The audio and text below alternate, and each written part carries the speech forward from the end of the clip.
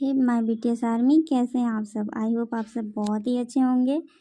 तो प्लीज़ जितने लोग भी आप मेरी स्टोरी को सुन रहे हैं, कम से कम शेयर तो कर ही सकते हैं और सब्सक्राइब तो ज़रूर ही कर लें, ताकि आपको नेक्स्ट पार्ट की नोटिफिकेशन तो आपको मिल ही जाए। तो चलिए स्टोरी को स्टार्ट करते हैं। ते बहुत गहरी नींद में थी, इसलिए उसकी आंखें नहीं खुलती हैं। जंकुक धीरे धीरे ते के चेहरे पर किस करने लगता है और चेहरे से होकर ते के होठों पे एक जेंटल किस करता है, पर वो किस रफली हो जाती है। ते नींद में ही अपने होठों पर कुछ हैवी सा महसूस किया तो उसने आंखें खोली और पूरी तरीके से डर गई। जंकुक ते के होठों को खा रहा था, जैसे कि मानो कोई मिठाई हो। ते ने जंकुक को अपने आप से दूर किया और खड़ी हो गई और रोने लगी। बिना कुछ सोचे समझे ते ने जंकुक को थप्पड़ मार दिया और रूम से बाहर आकर रोने लगी। जंकुक शॉक में था पर शर्मिंदा भी, क्योंकि उसने गलत किया था ते के साथ। जंकुक जैसे ही बाहर आया, देखा वहाँ ते नहीं थी। जंकुक अपनी डीप वॉइस में चिल्लाया तो सारे सर्वेंट भागते हुए आए जंकुक के पास और खड़े हो गए। जंकुक ने गुस्से में और चिल्ला कर बोला, वो लड़की कहाँ गई? बोलो, तुम सब मेरे हाथ से आज मर जाओगे। तभी एक सर्वेंट बोला, किंग, वो लड़की बाहर भागते हुए गई थी और बहुत ज़्यादा रो रही थी और एक गाड़ी में बैठकर वहाँ से चली गई। जंकुक की आंखें लाल हो गई थी और उसने अपने पास रखा हुआ फ्लावर पॉट को गुस्से में तोड़ दिया। तभी जेहोप वहाँ आ जाता है और बोलता है, किंग, क्या बात हुई? कोई बात है क्या? जंकुक ने बोला, जेहोप, जल्दी से उस लड़की के बारे में पता करो। मुझे जानना है उस लड़की के बारे में सब कुछ। कहाँ रहती है, क्या करती है, सब कुछ जल्दी से मेरे पास सारी डिटेल भेजो। इतना बोलकर जंकुक चला जाता है। जेहोप किसी को कॉल करता है और बोलता है, एक लड़की की फ़ोटो भेज रहा हूँ, जल्दी से पता करो कौन है वो, वरना किंग हमें छोड़ेंगे नहीं। दूसरी तरफ ते अपने आश्रम आ जाती है और दौड़कर जिमिन को हक कर लेती है और रोने लगती है। जिमिन परेशान होकर पूछती है, क्या हुआ ते? क्यों रो रही हो? कुछ हुआ है क्या? ते अपने मन में सोचती है, अगर मैंने जिमिन को बोला कि मैं माफिया किंग के घर से आ रही हूँ तो शायद जिमिन डर जाएगी। नहीं, मैं नहीं बताऊंगी क्या हुआ है और क्या किया है उस जानवर ने मेरे साथ। ते, क्या हुआ? बोलो भी। कुछ नहीं, मुझे तुम्हारी याद बहुत आ रही थी तो मैं इसलिए रो रही थी और बहुत मिस किया मैंने। जिमिन बोलती है, क्या यही बात है? ते बोलती है, हाँ। दूसरी तरफ जंकुक अपने रूम में सारा सामान तोड़ रहा था। उसकी आंखें लाल हो गई थी, मानो कि आज अगर उसके सामने कोई आ जाए तो उसको एक ही बार में मार डालेगा। जंकुक बोलता है, नहीं, तुम सिर्फ मेरी हो, मैं तुम्हें अपना बनाकर ही रखूँगा।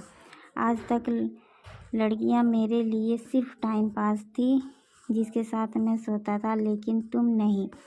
तुम मेरी ज़िंदगी हो, तुम मेरी चाहत हो। तुम मेरे पास रहोगी, मेरे घर में, मेरे बेडरूम में, मेरी बाहों में। तुम सिर्फ मेरे पास ही रहोगी, तुम सिर्फ मेरी हो। अगर कोई तुम्हारे पास आया तो मैं उसको मार दूँगा। रात के 8 बजे जेहोप का कॉल आता है जंकुक को। जंकुक, हाँ बोलो। जेहोप बोलता है, किंग, मैंने पता कर लिया है उस लड़की के बारे में। मैं आपको सारी डिटेल भेज रहा हूँ, आप देख लीजिएगा। जंकुक बोलता है, ओके, जल्दी भेजो।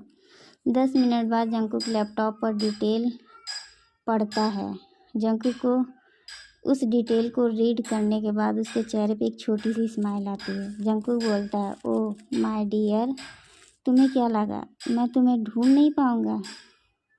चलो तुमसे मिलते हैं। जंकुक मन ही मन सोचता है, माय फ्यूचर वाइफ, जितना भी तुम अपनी ज़िंदगी में तकलीफ़ झेली हो उसको मैं तो कुछ नहीं कर सकता, लेकिन हाँ, आज के बाद तुम्हारी आंखों में कोई भी आंसू नहीं आएगा। तुम्हारी ज़िंदगी में सिर्फ खुशियाँ ही खुशियाँ आएंगी।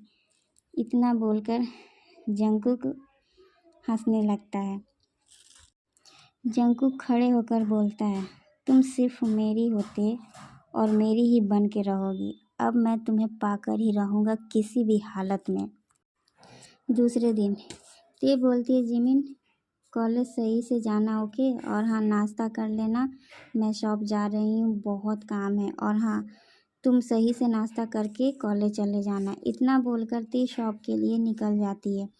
20 मिनट बाद जिमिन भी निकल जाती है कॉलेज के लिए। ते अपने शॉप में काम कर रही होती है, तभी ब्लैक कलर की एक बहुत बड़ी कार आती है। उसके पीछे बहुत सारी कारें थी। तभी एक दूसरी कार में से एक बॉडीगार्ड निकल कर दूसरे कार को दरवाजे को खोलता है और उसमें से जंगकुक बाहर आता है।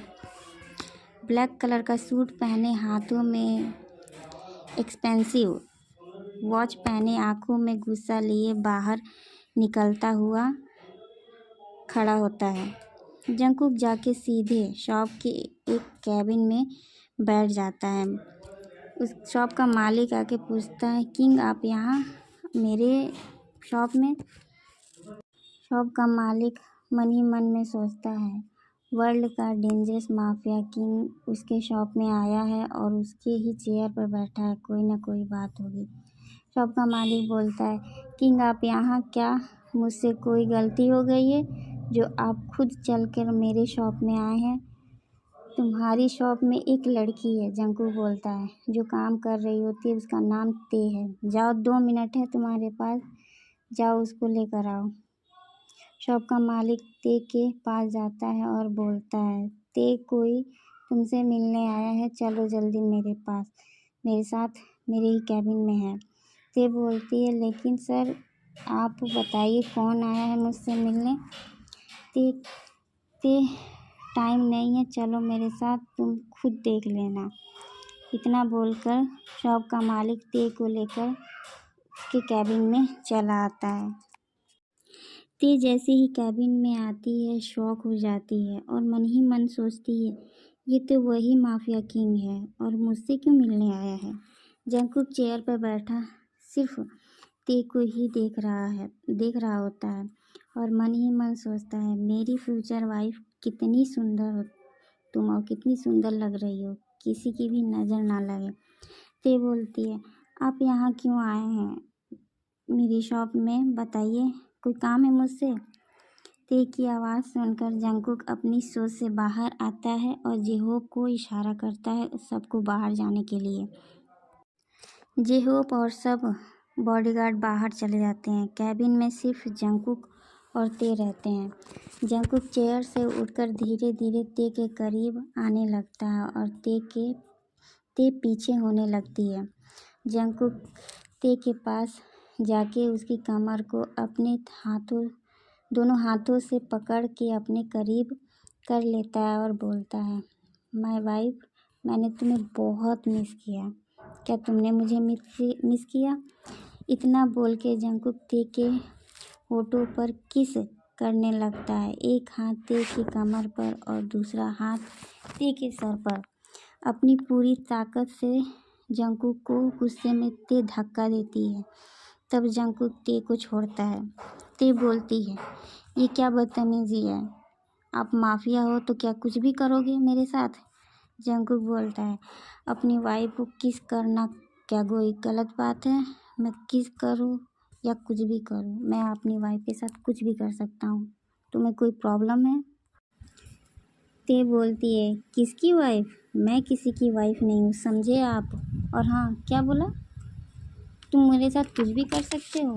तो ऐसा कुछ नहीं होगा। जंगकुक बोलता है, वाइफ नहीं हो तो क्या हुआ, तुम मेरी वाइफ बन जाओगी। ते मैं तुमसे शादी करना चाहता हूँ, मैं सब जानता हूँ तुम्हारे बारे में, मुझे कोई दिक्कत नहीं है, तुम्हारी ज़िंदगी में सिर्फ अब से खुशियाँ ही खुशियाँ होंगी, मैं तुम्हें कभी कोई तकलीफ़ नहीं दूँगा। इतना बोलकर जंगकुक ते के करीब आने लगता है। ते गुस्से में फिर जंगकुक को धक्का देती है और बोलती है, तुम जैसे माफिया से मैं शादी करूँगी? ऐसा हो ही नहीं सकता है, तुम एक जानवर हो, जो लड़कियां सिर्फ तुम्हारे लिए टाइम पास हैं, और तुम मुझसे शादी करना चाहते हो? तुम मुझे उठा कर लेके गए थे ना अपने आदमियों से बोलकर, तुम भी वही मेरे साथ करते, लेकिन तुमने नहीं किया। और हाँ, ये ख्वाब देखना बंद करो कि मैं तुमसे शादी करूँगी। मैं तुमसे कभी शादी नहीं करूँगी, तुम जैसे जानवर इंसान से तो बिल्कुल भी नहीं। इतना बोलकर ते कैबिन का दरवाज़ा खोलती है। फिर जंकुक गुस्से में उसका हाथ पकड़कर दीवार से लगाकर अपने पास खड़ा कर लेता है।